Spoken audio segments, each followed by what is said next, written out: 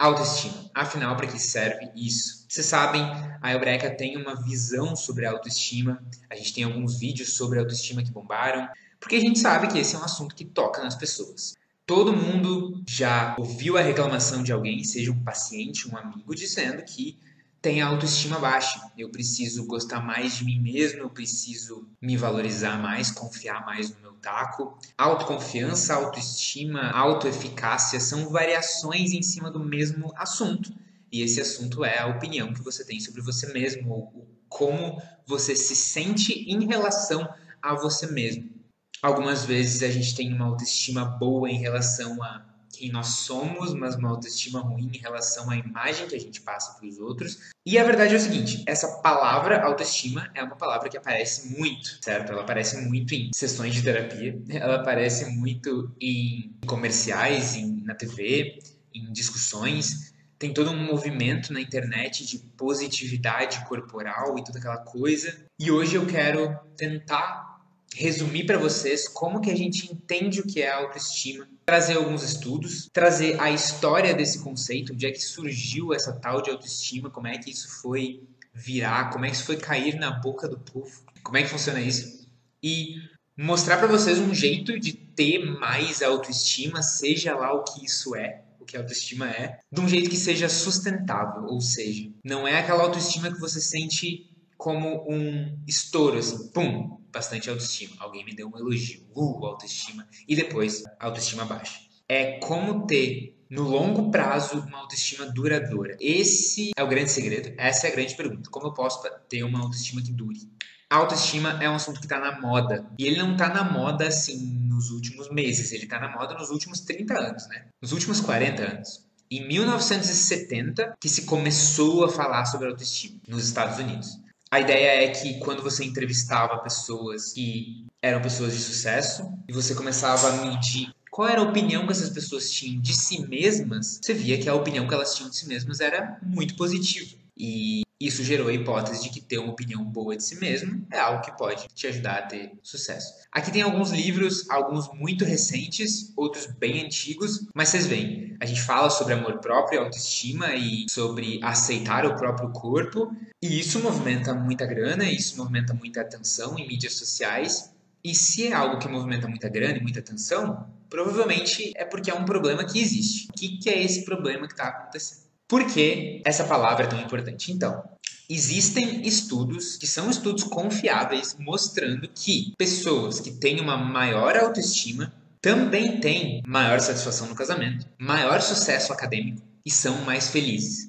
Não são estudos falsos. A ciência mostra, e aí tem que ver como que se mede a autoestima, mas eles usam uma escala lá, um testezinho, que existe uma relação entre essas duas coisas. Quanto mais autoestima, mais você está satisfeito com o seu casamento e as suas relações, não se estende só para o casamento, mas para todas as relações. Quanto mais autoestima, mais sucesso acadêmico você tem, quanto mais autoestima, mais você é feliz. E poxa, quando a gente descobre isso, dá vontade de fazer alguma coisa, né? Então, poxa, a gente vai entender, ok, o que é autoestima? E aí, não é muito difícil entender o que é autoestima, a definição é bem simples. Né? A gente diz que é o quanto você se gosta e se valoriza. O seu senso de auto-valor e o quanto você se valoriza. A opinião que você tem sobre você. Quando eu falo aqui a opinião que você tem sobre você, a autoestima ela tem a ver com uma opinião mais positiva que você tem sobre você ou uma opinião mais negativa que você tem sobre você. Ela tem essa variação. Ou é mais pro negativo ou é mais sobre o positivo. Tem a ver com o valor que você se dá. E o valor mesmo. Negativo ou positivo, quanto você se gosta. A autoestima tem a ver com a opinião sobre você mesmo. É positiva ou é negativa? E mais do que opinião, a sensação que você tem sobre você mesmo. A gente vê a autoestima mesmo das pessoas na expressão das emoções, no jeito como elas lidam com a frustração. Quanto que essa pessoa se gosta e se valoriza? É a opinião que você tem sobre você e também a sensação que você tem sobre você. A autoestima ela não é muito bem medida pela psicologia. Ela é um construto, ou seja, algo que a gente mede que não é tão confiável. Até agora não teve nenhum pesquisador que pegou a autoestima e disse assim, é isso aqui, consigo medir, olha meu teste é muito bom. É sempre uns testes meia boca que a psicologia desenvolveu no assunto autoestima. Em outros assuntos a gente desenvolve testes perfeitos. Agora a gente entende essa definição, né? O quanto você gosta e valoriza, a opinião que você tem sobre você. Aí beleza, a gente olha para isso E ao mesmo tempo a gente olha para as pessoas que têm baixa autoestima e alta autoestima.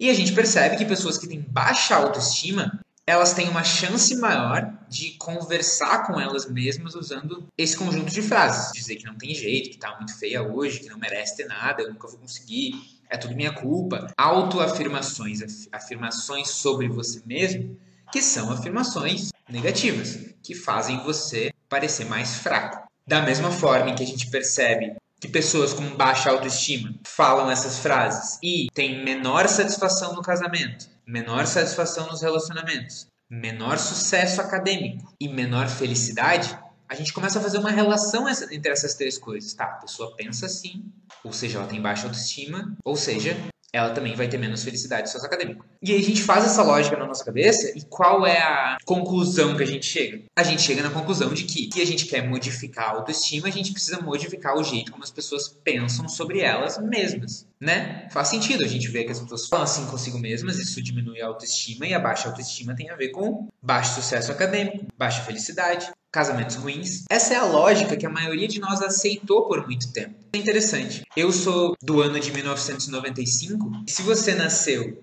depois de 1986, 88, você provavelmente é da mesma geração que eu. O que essa geração tem de diferente? Depois dos anos 80 ali, chegando nos 90, esse assunto da autoestima chegou muito forte na educação, no jeito como os nossos pais nos criaram, nas escolas especialmente. Não sei se vocês lembram, mas antes dos anos 80 não existia medalha de participação. Esse movimento da autoestima, que nasceu lá nos anos 70, mas aqui no Brasil chegou no fim dos 80, anos 90, esse movimento ele chegou bem forte nas escolas, porque nas escolas a gente tem muito essa ideia de não, vamos criar crianças. Poxa, se a autoestima tem todo esse impacto, a gente vai transformar as crianças em crianças que se orgulham de si mesmo e que não dizem essas frases e que se sentem vitoriosos, se sentem especiais. Infelizmente, a minha geração, na tentativa da escola de fazer com que eles se sentissem especiais, e parece que todo mundo é especial, todo mundo é ganhador, né? A gente tem a medalha de participação como um exemplo, um símbolo disso, né? O efeito contrário acabou acontecendo na minha geração. A minha geração é uma geração que tem muita dificuldade de lidar com a frustração. E que assim que sai da escola, esse ambiente artificial em que você se sente especial e que você ganha prêmios, em que você recebe uma atenção diferenciada, sai desse ambiente da escola e muitas vezes tem dificuldade de lidar com o mundo adulto. É uma das gerações que mais tem adolescentes que continuam nas casas dos pais até seus 28, 30 anos, 35 anos. Tem dificuldade de entrar de cabeça, mergulhar nesse mundo adulto. De onde vem tudo isso? Tudo isso vem da ideia de que a gente precisa convencer as pessoas de que elas não são feias, que elas têm jeito. A gente tem que convencer as pessoas de que elas merecem. A gente tem que convencer as pessoas de que sim, elas vão conseguir. A gente tem que convencer as pessoas com pensamento positivo, né? De que não é culpa dela. Se a gente consegue convencer elas a desenvolver esse pensamento positivo, ela vai ter mais autoestima e ela vai ter mais sucesso na sua vida, na sua carreira, vai ter mais felicidade. Depois de muito tempo agindo nessa lógica de que o pensamento positivo gera autoestima, que gera o sucesso, a gente começou a se questionar porque a gente viu que não estava funcionando direito. Intervenções baseadas em pensamento positivo e autoafirmação não tinham impacto no desempenho acadêmico das crianças, não aumentava as notas das crianças, também não aumentava significativamente o bem-estar ou a satisfação com os relacionamentos nessas crianças e adolescentes. E com o tempo a gente foi descobrindo que a seta, a direção que a gente achava que as coisas iam, na verdade era a direção contrária. A gente achava que mais autoestima gerava em cima, gerava embaixo. Só que hoje a gente entende que está mais para o outro lado, ou seja, você ser uma pessoa satisfeita com o seu casamento, você ter sucesso acadêmico e você ser feliz refletem na sua autoestima e não o contrário. Quando a gente para pensar, parece óbvio, né? Poxa, se a opinião que eu tenho sobre mim mesmo, isso é a minha autoestima. Quando eu vou formar a minha opinião dos outros? Eu formo a minha opinião dos outros baseado no que a pessoa fala ou no que a pessoa faz e o histórico dela. Eu baseio a minha opinião no que as pessoas fazem. É um jeito muito mais garantido de formar opinião. Tanto que você pode conhecer alguém que você super gostou, a pessoa faz uma bobagem com você e a sua opinião dela diminui. Ou seja, o quanto você valoriza aquela pessoa diminui. Por que que esse processo não seria exatamente igual quando o assunto é formar uma opinião sobre você? Depois que a gente vê os dados, parece óbvio. Mas tudo indica, pela literatura recente, de que é uma via que vai daqui para cá, agora que a gente sabe qual é o sentido, a direção que essas coisas vão. Que características predizem uma boa autoestima? Essas 5 coisas. Uma boa saúde física, estabilidade emocional, extroversão, disciplina e baixa tendência a comportamentos de risco. Pessoas com boa autoestima, elas têm essas 5 coisas. Agora, calma, vocês têm que entender uma coisa. Não quer dizer que você precisa atingir um nível extremo nessas 5 coisas para ter autoestima. Eu não estou dizendo aqui que apenas modelos fitness do Instagram têm autoestima. Apenas monges que têm uma estabilidade emocional incrível têm autoestima. Não é isso. Não tem a ver com ser perfeito nessas 5 coisas. Tem a ver com conscientemente decidir desenvolver essas coisas. O que essas 5 coisas dizem sobre as atitudes de alguém que tem uma alta autoestima? Vamos ver se a gente acha um padrão. O padrão tem a ver com todas essas atitudes aqui, elas têm a ver com a competência de navegar diferentes âmbitos da vida. E especialmente com a competência de fazer atitudes positivas, bem pensadas e com consistência. A pessoa que tem uma alta autoestima, ela tem a capacidade de, por causa da disciplina, agir com consistência, ou seja, executar um padrão de comportamento.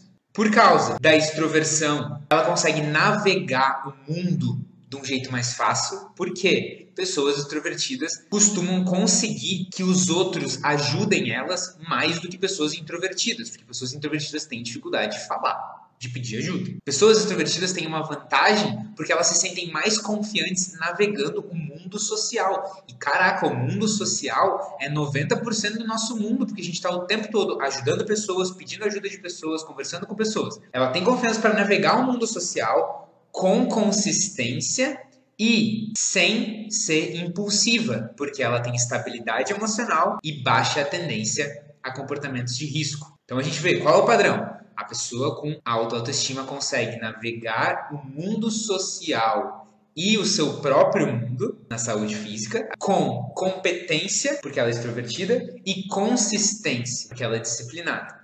Vou me despedir de vocês, um beijão e a gente se vê, tá? Tchau, tchau, obrigado pela atenção de vocês. A tarefa de casa é essa: define 5 atitudes positivas e bem pensadas para fazer essa semana e execute. Faz uma lista, beleza? Beijo, tchau, tchau.